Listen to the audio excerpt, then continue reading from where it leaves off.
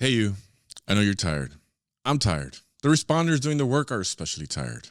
We're all tired, but you can't look away. ICE is getting sneakier, quicker, and bolder, and they hope you get fatigued so they can all get paid, from the agents on the ground to the billionaires profiting from surveillance and prison industries. Take a breather if you need it, but don't ignore these historic times we're living through. Today is Thursday, October 9th. It's day 126, and these are your ICE recaps of what happened today. First, shout out to the California Community Foundation. CCF's LA Neighbors Support Fund provides aid to families affected by immigration raids. Thank you for your support. So the raids, they seem to love raiding Montclair. They were back again today, first at a Costco parking lot on Palo Verde Street and Central Avenue around 5:30 a.m., where ICE agents were seen staging for the day. Then on Lehi Avenue around 5:55 a.m., 6 agents in 5 tinted vehicles targeted a community member without a warrant. He was ultimately let go. However, Community Watch members verified a gardener being taken down in Lehi and Ramona Avenue at 6 a.m. Over in Pomona, on Mission between East End and Clark around 6:23 a.m., known ICE vehicles were seen in the area by local Community Watch. They were also seen at the Peachwood Mobile Homes on Grand between Reservoir and East End around 6:30 a.m. Witnesses stated 4 were taken, however, this number is yet to be verified. In Ontario, on South Vineyard Avenue and East Walnut Street around 6:37 a.m., a Community Watch team verified the kidnapping of a man from his work truck. Also in Ontario, at a Lowe's at South Grove Avenue and East Philadelphia Street around 6:41 a.m., masked individuals came in unmarked vehicles kidnapping a man. They were gone by the time Community Watch team showed up. And once more in Ontario, at a plaza in front of Carnitas al Estilo Michoacan on Mission and Mountain around 7:15 a.m., masked up agents approached the couple, threw the man to the ground despite him not resisting, and took him away. The agents were later seen at an HOA called College Park on Mountain between Mission and Phillips around 7:30 a.m. Community Watch teams received reports of various ICE scouts in that area as well. And over in Anaheim, on La Palma and East around 8 a.m., several ICE scouts were reported in the area, headed towards Anna Drive. They were seen knocking on doors at an apartment complex. And nearby in Garden Grove at the Chapman Car Wash on Chapman Avenue at 10:30 a.m., a whole lot happened. Having been ready before, they had set up barricades to allow only customers in, with the Community Watch members standing watch out front. However, ICE agents came in as if they were just customers and were let in, and once in the parking lot, they kidnapped 3 people, including an 18-year-old citizen who was working there. Community Watch members who arrived noted broken glasses on the floor. At about 10:55 a.m., a Santa Ana Community Watch member stated that she was driving to the scene when she saw the agents a few blocks away. She took a few photos and drove off. However, the agents followed her, as shown in the video that she provided to LA Taco. She stated that they tried to stop her from making a U-turn at an intersection, and at a red light, agents from an SUV pulled up beside her and got out of their vehicle.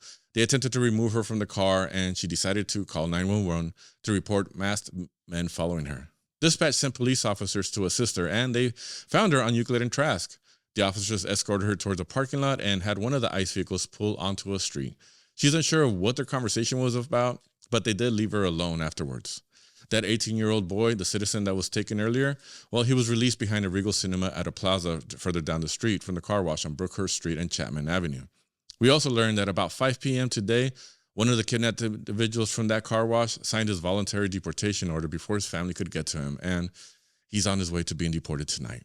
And over in Santa Ana, at the Home Depot at MacArthur and Harbor around 9:15 a.m., Border Patrol agents arrived and stopped 6 day laborers.